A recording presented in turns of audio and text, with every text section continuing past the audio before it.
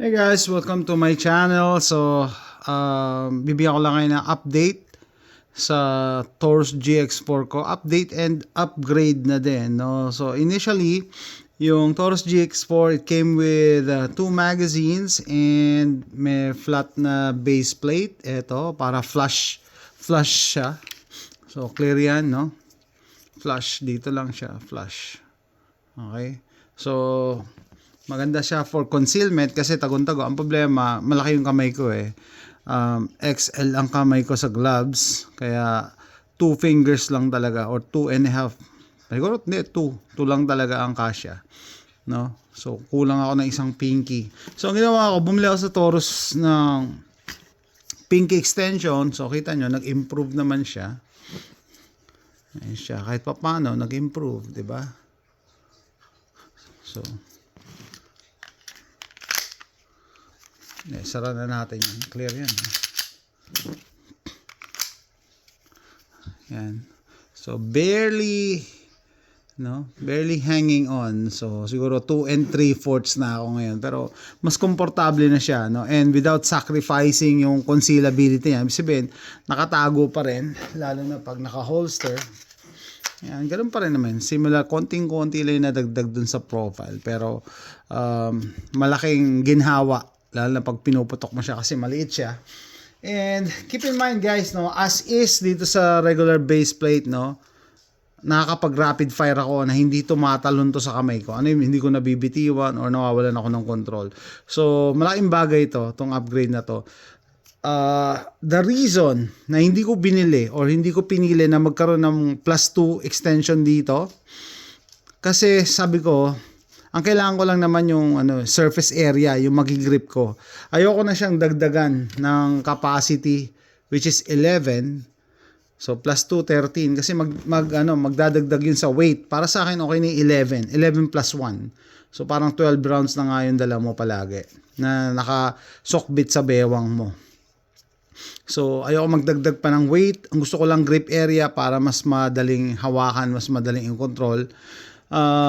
Plus, I'm using the biggest na backstrap, no? Kasi small, medium, large yan. Ito yung large na backstrap.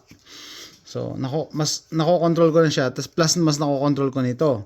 And sabi ko, for 2025, lumabas na last year yung Taurus GX4 Carry. Mas malaki ng konti dito, mas mahaba ng konti doon. Hindi pa rin ako bumili kasi sabi ko, mas gusto ko nga yung maliit eh. So, ngayon, lumabas naman yung GX2. Yeah, mas malaki pa rin siya ng konti and mas mahaba ng konti. And sabi ko, para ma-justify ko, mas maganda pa rin to para sa akin. Kasi unang-una, ano yata to eh, made in the US, Georgia, Bainbridge, Georgia. Yung GX2, bumalik sila sa Brazil na manufacturing. Tapos, ito, ang gusto ko sa kanya, dahil maliit siya, mas madali siya i-conceal, lalo na pag nasa bewang. Pag gusto ko naman siyang palakihin, magdadagdag lang ako ng extended na magazine. So, today, bumili ako ng dumating na yung in-order ko, Pierce Grip, no? Para sa Hellcat at saka GX4. So, nung in-install ko to, tataka ako, hindi ko ma-install. Sabi ko, para saan to? Yung pala hindi mo siya gagamitin, no? Ito yung internal na na part. Gamitin mo yung original na GX4 tapos slide mo lang. So eto na po. So kailangan ko lang naman mas malaking surface area. Yan siya, So as compared dun sa stock, syempre, one finger na yan ang nadagdag. Tapos as compared dito sa extension ng Taurus, mas malaki pa rin. So, kita nyo. Ganito na ang grip ko. Full size grip na ako.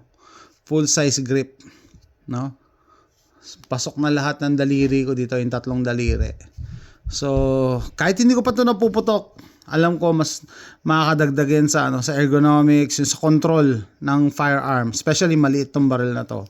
So, dun sa mga newbies or first time gun owners, kung naghahanap kayo ng barrel na bibilin at isa lang yung pang carry, pang laro, pang range, keep in mind, the smaller the gun, mas maliit ang barrel, mas malakas ang recoil, no?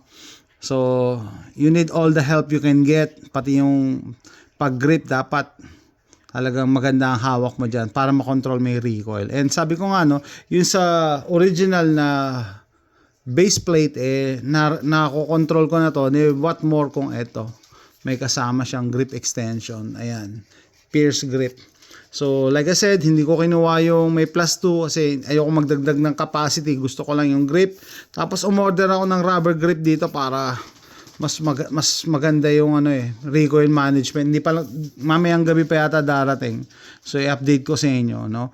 So, yan guys. Doon sa nagtatanong, update ko sa EDC ko. Nagdagdag lang ako ng extended base plate. And I was surprised, compatible din pala to sa Hellcat. Siguro itong piece na to, ito yung gagamitin mo sa Hellcat. I don't know. So, yun lang guys. So, minsan, the more is not always better. Ibig sabihin, more ammo is not always better. Para sa akin, ang style ko pala sa pagki-carry, lalo na kung on-body carry, no? Mas gusto ko na magdagdag na ako ng extra magazine kaysa lahat ng weight nasa barrel ko na loaded. Kasi magsasag yung lulundo yung belt mo pag masyado mabigat din and hindi ka komportable. Mas maganda meron ako baka bumili pa ako ng isa pang spare magazine. Pero para sa akin yung 11 rounds, 11 plus 1, okay na. Plus, may ganitong pinky extension courtesy of Pierce Grip. Pierce Grip. Ayan. Yan ang ko sa ilalim. Kapit. Meron na akong kakapitan dito.